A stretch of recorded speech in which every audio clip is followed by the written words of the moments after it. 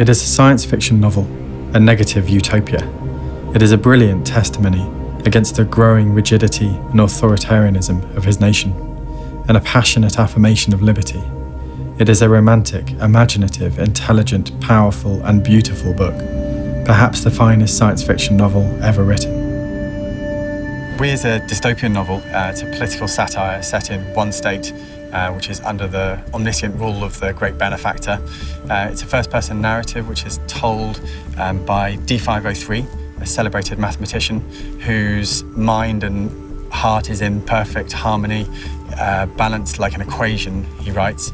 But the equation is gradually unsettled throughout the course of the novel through his encounters with the beautiful and mysterious I-330. And ultimately he is diagnosed with that most ancient of problems, the soul. Yevgeny Zamyatin had a troubled relationship with his native Russia. He was beaten, imprisoned by the Tsarist regime. He was persecuted by the Bolshevik regime, partly because this novel, We, is a novel of a political dissident. It is seen as being undesirable by the Bolshevik state. Yevgeny had to smuggle the book out of Russia in the early 1920s. It was translated, published in New York in 1924, but it was only published in his homeland in Russia in 1988. Zamyatin was friends with Mikhail Bulgakov, Maxim Gorky.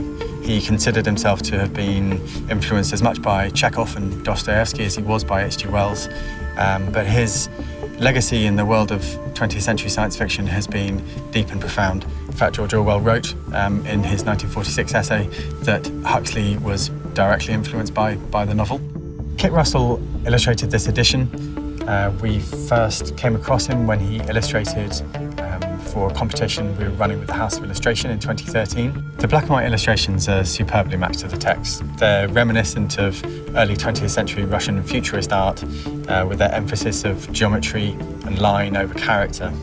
The interplay between the binding and the slipcase creates a similar unsettling effect where the single face is overtaken by the multitudes of we.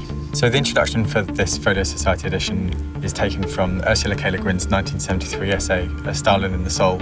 It is, as ever with Ursula K. Guin, brilliantly incisive. It writes of censorship, of the relevance of fiction, and it talks about we as being the single most important work of science fiction yet written.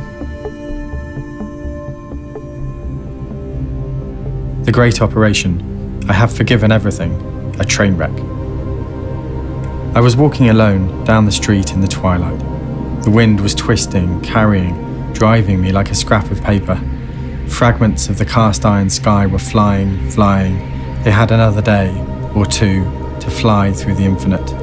I was brushing against the unis of those walking the other way, but I was all alone. I could see it clearly, all were saved, but there was no saving me, not any longer. I did not want to be saved.